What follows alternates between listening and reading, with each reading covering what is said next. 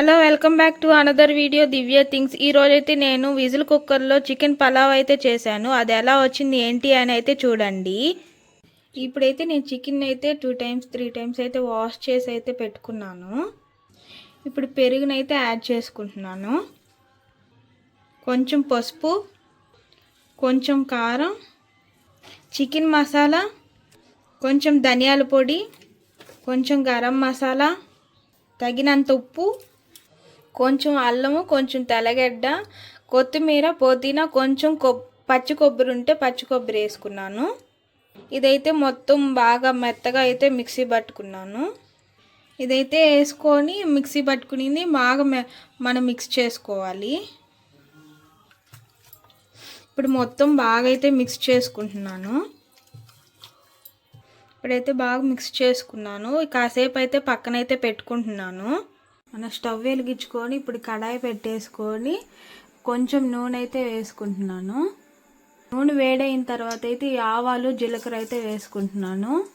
ఆవాలు జీలకర్ర అయితే మనకి చిటపట అనిన తర్వాత అయితే మనం ఇప్పుడు బిర్యానీ ఆకు, చెక్క, మొగ్గ, లవంగ, పువ్వు అయితే మిరియాలు అవన్నీ అయితే వేసుకుంటున్నాము. ఇప్పుడు మనకైతే బిర్యానీ దినుసులు అయితే బాగా ఏగిపోయాయి. ఇప్పుడు మనం ఎర్రగడ్డ, టమోటా, పచ్చిమిర్చి అయితే కట్ చేసి పెట్టుకున్నాము కదా, వాటిల్లో మనం ఇప్పుడు ఎర్రగడ్డలు అయితే వేసుకుంటున్నాము. పచ్చిమిర్చి కానీ వేసుకుంటున్నాము, టమోటాలు కానీ వేసుకుంటున్నాము. అన్నీ వేసుకున్న తర్వాత అయితే బాగా మగ్గించుకోవాలి మనం. ఇప్పుడు నేనైతే గెరిటె పెట్టి బాగా కలిపెట్టుకుంటున్నాను.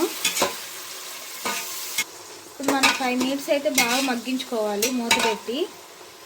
ఎర్రగడ్డ, టమోటా, పచ్చిమిర్చి బాగా అయితే మగ్గిపోయింది. ఇప్పుడు అల్లం వెల్లుల్లి పేస్ట్ అయితే వేసుకొని పచ్చివాసన పోయేదాకా అయితే బాగా మనం మగ్గించుకోవాలి. పుదీనా, కొత్తిమీర, కొంచెం కరివేపాకు అయితే వేసుకుంటున్నాను. బిర్యానీ మసాలా, గరం మసాలా అయితే వేసుకుంటున్నాను. ఇప్పుడు మనం బాగా అయితే కలిపెట్టుకోవాలి. మనం చికెన్ అయితే ఇప్పుడు మ్యాగ్నేట్ చేసి అయితే పక్కన పెట్టుకున్నాం కదా, అదైతే వేసుకోవాలి. ఇప్పుడు మనం గెరెటి పెట్టి అయితే అటు ఇటు కలిపెట్టుకోవాలి. ఈ విధంగా అయితే బాగా మిక్స్ చేసుకొని చికెన్లో నుంచి వాటర్ వస్తాయి కదా, అవన్నీ వినిగిపోయేదాకా అయితే బాగా మగ్గించుకోవాలి. చికెన్ని ఒక 90% దాకా ఉడికించుకోవాలి. బాస్మతి రైస్ని అయితే నేనైతే 2 times అయితే వాష్ చేసి ఒక 5 minutes అయితే పక్కన పెట్టుకుంటున్నాను. వాటర్ లేకుండా అయితే పెట్టుకుంటున్నాను. ఎందుకనంటే మనం విజిల్ కుక్కర్లో వేసుకుంటాను కాబట్టి, విజిల్ కుక్కర్లో వేస్తే మళ్ళీ కొంచెం మెత్తగా అయిపోతుంది కాబట్టి నేను వాటర్ లేకుండా అయితే పక్కన పెట్టుకుంటున్నాను. చికెన్ అయితే ఇప్పుడు ఒక 90% అయితే ఉడికిపోయింది. చూసారా, ఆయిల్ అయితే పైకి అయితే తేలింది.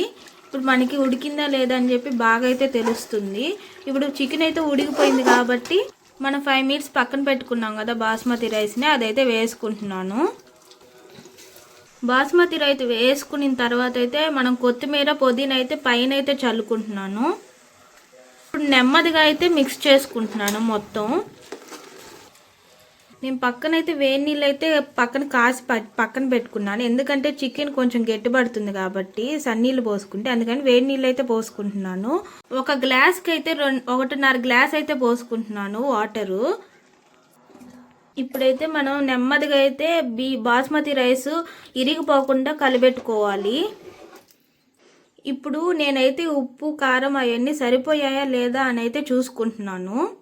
ఇప్పుడైతే నెమ్మదిగా అయితే కలిపెట్టుకున్నాను కదా, ఉప్పు కారం అయితే చూసుకున్నాను కదా. ఇప్పుడైతే విజిల్ కుక్కర్లో విజిల్ అయితే పెట్టుకుంటున్నాను. విజిల్ పెట్టేసుకొని 2 విజిల్స్ వచ్చేలాగా అయితే చూసుకుంటున్నాను.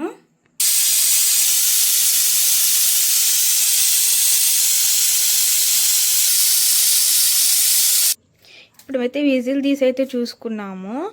చూసారు కదా, పలావ్ అయితే రెడీ అయిపోయింది. బాగా అయితే ఉడికిపోయింది. చూసారు కదా, పొడి పొడిగా ఉంది. చూడండి ఎంత పొడిగా ఉందో. మన విజిల్ కుక్కర్లో చికెన్ పలావ్ అయితే రెడీ అయిపోయింది. ఇప్పుడైతే కొంచెం నెయ్యి అయితే వేసుకుంటున్నాను.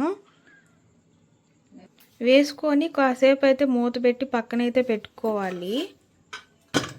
ఇప్పుడు మనం మూత తీసేసి మనం వేడి వేడి పలావ్ అయితే, చికెన్ పలావ్ అయితే మనం సర్వ్ చేసుకోవాలి.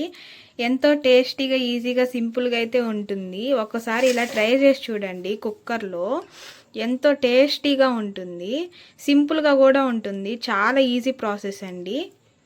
ఈ వీడియో మీకు నచ్చినట్లయితే ప్లీజ్ లైక్ చేయండి, షేర్ చేయండి, సబ్స్క్రైబ్ చేసుకోండి. ఇంకేమైనా రెసిపీస్ కావాలనుకుంటే కామెంట్ చేయండి. నెక్స్ట్ వీడియోలో అయితే ట్రై చేస్తాను.